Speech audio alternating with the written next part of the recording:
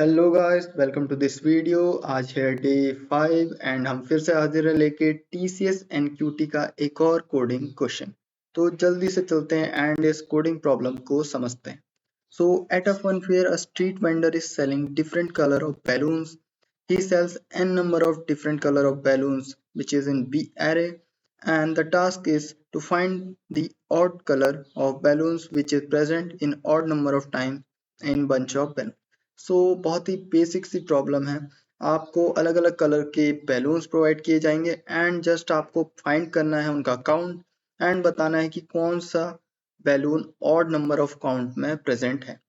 For example मैं यहाँ पर अ, इस एरे को ले लेता हूँ। इसकी मदद से आपको इस क्वेश्चन को एक्सप्लेन करता हूँ। मैं ओपन कर लेता हूँ अपना नोटपैड।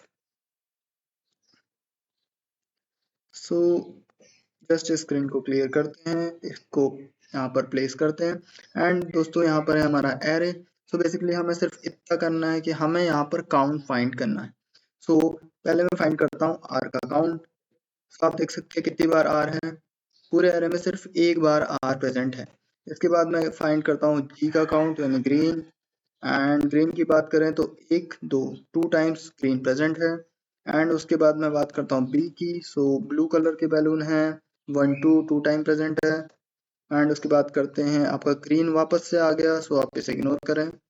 फिर आ जाता है आपका वाई। सो वाई की बात करें तो आप येलो कलर के टोटल 2 बैलून प्रेजेंट है। सो बस बेसिकली इस प्रॉब्लम में सबसे पहले आपको काउंट फाइंड करना है एंड उसके बाद जो भी ऑड है इसमें, अगर आप इन काउंट्स में देखें तो नंबर 1 ऑड है। सो आपको उस कलर के बैलून को प्रिंट कर देना है, यानी कि हम आउटपुट में प्रिंट करना है आर। सो आप यहाँ पर देख सकते हैं कि ये जो हमारी कोडिंग, ये जो एरे है इसका आउटपुट है आर, क्योंकि आर आपका 1 टाइम यानी odd number of time present है। तो दोस्तों एक काफी इजी प्रॉब्लम रहने वाली है, बट यहाँ पर एक नोट भी दिया गया है जो कि आपको ध्यान में रखना।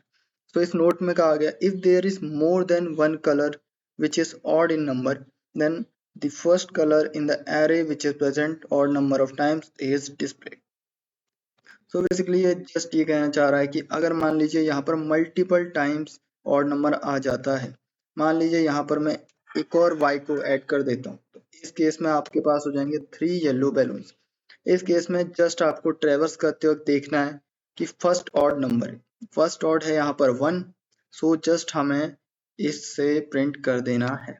सो ये बहुत ही इजी रहने वाला है। जैसे आपके पास काउंट आ जाए एक एरे में, उस केस में आप एरे को ट्रेवर्स कीजिए एंड जैसे आपको फर्स्ट ऑड मिले वहीं पर ही उसे प्रिंट करके आप लूप को ब्रेक कर दीजिए।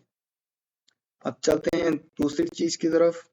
सो ये कहता था colour of balloons can all be either upper case lower case in the array.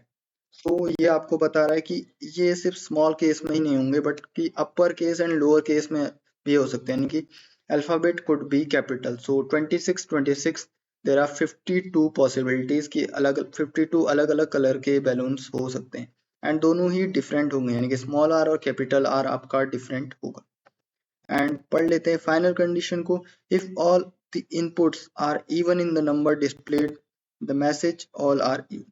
तो बेसिकली ये कह रहा है कि अगर सारे के सारे इनपुट हमारे इवन होंगे, सपोज ये भी हो जाता 2 एंड ये भी हो जाता 2, उस केस में हमें ऑल आर इवन प्रेजेंट करना है। ये भी काफी इजी रहने वाला है। जब आप एरे को ट्रेवर्स करेंगे उस केस में अगर आपको कोई भी ऑड नंबर फाइंड नहीं होता, उस केस में आपको प्रिंट कर देना है ऑल आर इवन।